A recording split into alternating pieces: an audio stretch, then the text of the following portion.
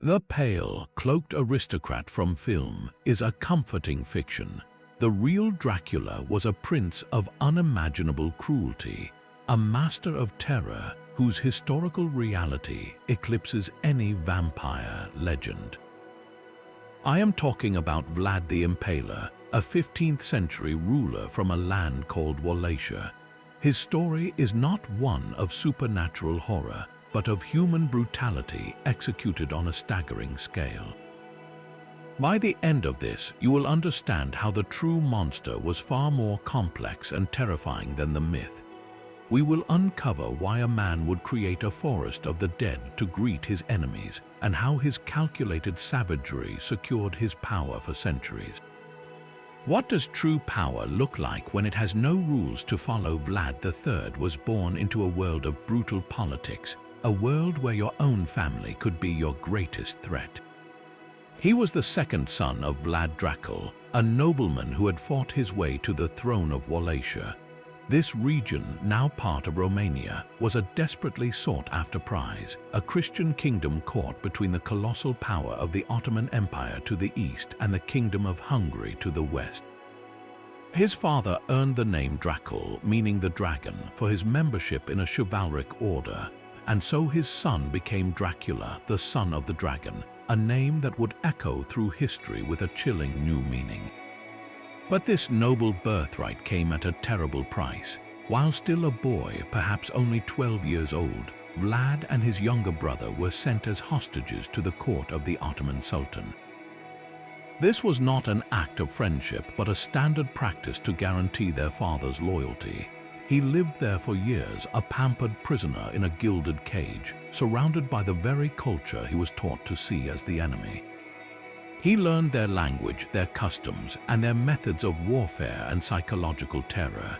He saw the immense power of the Ottoman war machine firsthand, and he also saw the ruthless calculus of Ottoman politics, where sultans would murder their own brothers to secure the throne.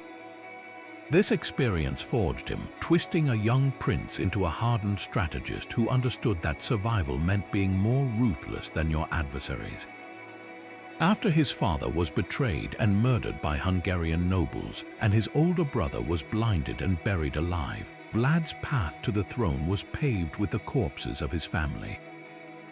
He finally seized power, but his rule was never secure. Wallachia's throne was a bloody game of musical chairs, with rival factions and foreign powers constantly plotting to put their own candidate in charge.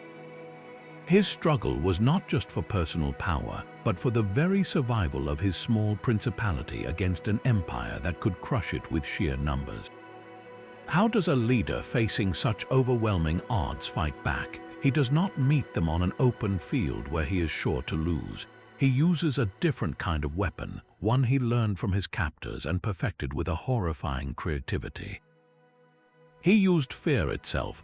The name he earned, the Impaler, was not mere exaggeration. It was a precise, gruesome job title. Impalement was his signature, a form of execution designed for maximum suffering and psychological impact. The method was as calculated as it was cruel. A sharpened stake, often oiled to ease its path, would be inserted into the victim's body. The executioners were skilled, aiming for a non-vital area to prolong the agony. The stake was then raised vertically, and the victim's own weight would slowly, inexorably pull them down its length. Death could take hours, even days, under the scorching sun. This was not a private act of violence. It was a public spectacle, a form of communication meant to be seen and understood by all. Vlad transformed terror into a language, and the entire countryside became his parchment. His most infamous statement was the Forest of the Impaled. In 1462, as a massive Ottoman army led by Sultan Mehmed II himself marched to crush him, Vlad did not retreat. He waged a campaign of guerrilla warfare, then retreated, drawing the Sultan deeper into his territory. What the Sultan's advance guard discovered outside the capital city of Targovist was a sight that defied human comprehension. A forest of 20,000 stakes stretched for miles, each one bearing the body of a Turkish prisoner. The air was thick with the stench of death, and the silence was broken only by the moans of those still clinging to life. Chroniclers wrote that the mighty Sultan, a man who had conquered Constantinople, stood before this grotesque display and wept. He then turned his army around, defeated not by swords but by a vision of hell on earth. Vlad's use of this horror was not reserved for foreign armies. He employed it with equal ferocity to control his own people. Stories tell of him inviting the sick and the poor to a great feast in a large hall. After they had eaten and drank their fill, he asked them if they wished to be free of all earthly cares. When they eagerly agreed, he had the doors barred and the hall set ablaze, eradicating those he saw as a burden on his principality. In another chilling account, he is said to have dined outdoors, surrounded by his impaled victims, calmly eating his meal as they writhed and died around him. He was demonstrating that their suffering was part of his ordinary world, a normal function of his power. This is where the real Dracula diverges completely from the fictional vampire. The vampire's terror is intimate, a personal seduction in the shadows. Vlad's terror was industrial, a public policy of agony. The vampire drinks blood to sustain its own unnatural life. Vlad spilled oceans of it to sustain his political power, to crush rebellion before it could even form a thought, and to make his name a whispered curse that would paralyze his enemies with dread. His cruelty had a cold, administrative purpose, but what kind of man could conceive of such horrors and then return to the business of governing? The answer lies not in a thirst for blood, but in a chillingly rational world you forged in a crucible of betrayal and war. The horror of the stakes was just one instrument in his orchestra of terror. Vlad's psychological warfare revealed a mind of chilling creativity, where every act of cruelty served a precise political purpose. Consider the story of the Ottoman ambassadors. When diplomats from the Sultan arrived at his court, they refused to remove their turbans, a sign of respect in their own culture. Vlad did not simply order them to comply. He had the turbans nailed to their heads, permanently fusing their symbol of honor to their flesh. This was not a fit of rage, it was a deliberate message. He was telling the most powerful man in the world that he would not be dictated to, and that the rules of diplomacy did not apply in his domain. His own nobles were not safe from this brutal theater. He knew the boyar class was fickle, their loyalties shifting with the political winds. To consolidate his power, he invited hundreds of them to a grand Easter feast. After the meal, his soldiers surrounded the hall. The oldest and most powerful among them were immediately impaled. The rest, the younger and stronger, were forced into chains and marched from the capital to a ruined mountain fortress. They were driven for days, dressed in fine silks, and forced to perform backbreaking labor until their clothes were rags and their bodies broken. This was a masterstroke of control. He eliminated his most dangerous rivals while creating a terrified, compliant workforce from the survivors. He systematically broke the old power structure and rebuilt it in his own image, all through a single, terrifying act. His ruthlessness extended to the economy as well. He viewed the wealthy Saxon merchants of Transylvania as economic threats who undermined his authority. In response, he led his forces into their cities and towns. He did not just raid them, he systematically destroyed their communities. Men, women, and children were impaled, burned alive, or put to the sword.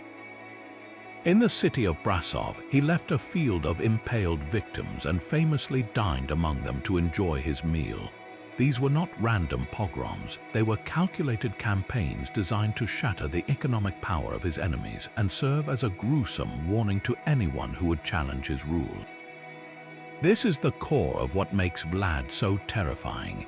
He was not a madman lashing out. He was a brilliant, coldly rational strategist who understood that absolute fear could be a more effective tool than love or loyalty. He weaponized human suffering to project an image of invincibility, to control his population, and to deter foreign invasion. He crafted a persona so monstrous that the very whisper of his name could achieve what an army could not. How does such a man, a figure of pure political terror, transform into a creature of folklore and Gothic romance?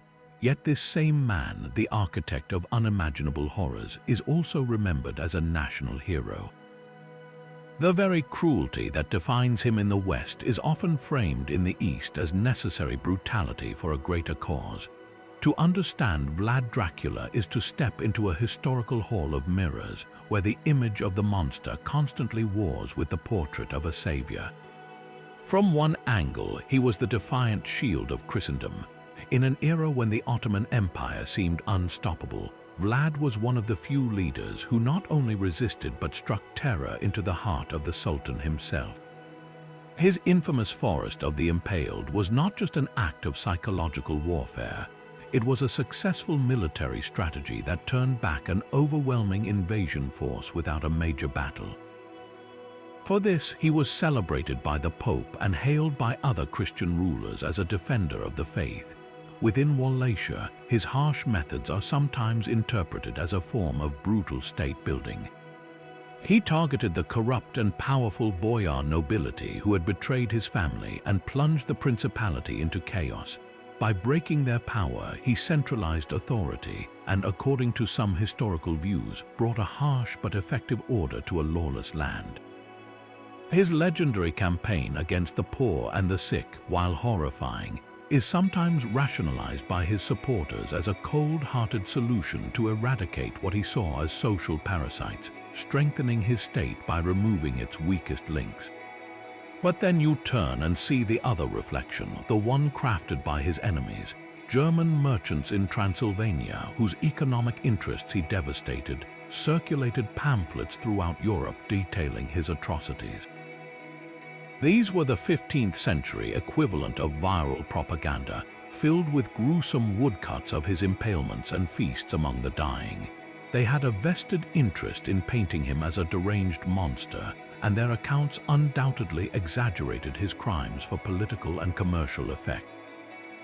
At the same time, Slavic narratives from regions that saw him as a bulwark against the Turks often present a more nuanced, and sometimes even positive, view of his strength and justice. This leaves us with a fractured portrait. So how do we reconcile these two faces of the same man? Modern Romania continues to grapple with this very question. During the rise of nationalism in the 19th and 20th centuries, Vlad was resurrected as a patriotic symbol, a fierce defender of Romanian lands and identity against foreign invaders. His extreme measures were often downplayed in favor of his role as a unifier and a strong leader. This forces us to confront a deeply uncomfortable historical dilemma. Do the ends ever justify such monstrous means? Can the defense of a nation, a culture, or a religion excuse the deliberate infliction of suffering on a massive scale? The legend of Dracula the vampire is a simple story of good versus evil. The reality of Vlad the Impaler is a murky, unsettling puzzle about the nature of power and the price of survival. So we are left with a man who was both a monster and a hero, a paradox carved not from legend but from the brutal realities of 15th century politics. The real Dracula was not a creature hiding in shadows, but a ruler who used the stark light of day to display his power.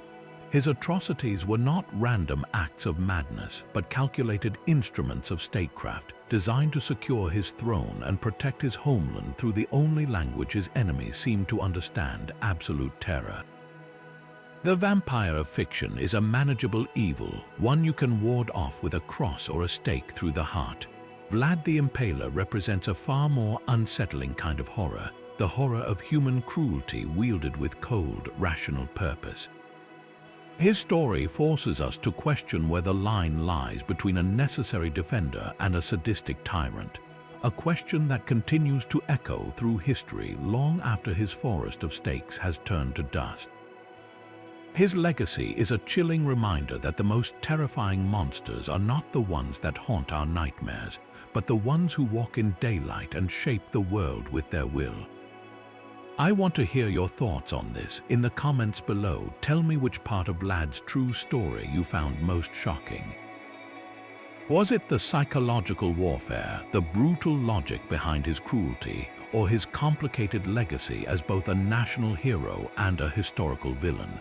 If you found this journey into the past compelling, subscribe for more explorations of history's darkest and most fascinating figures.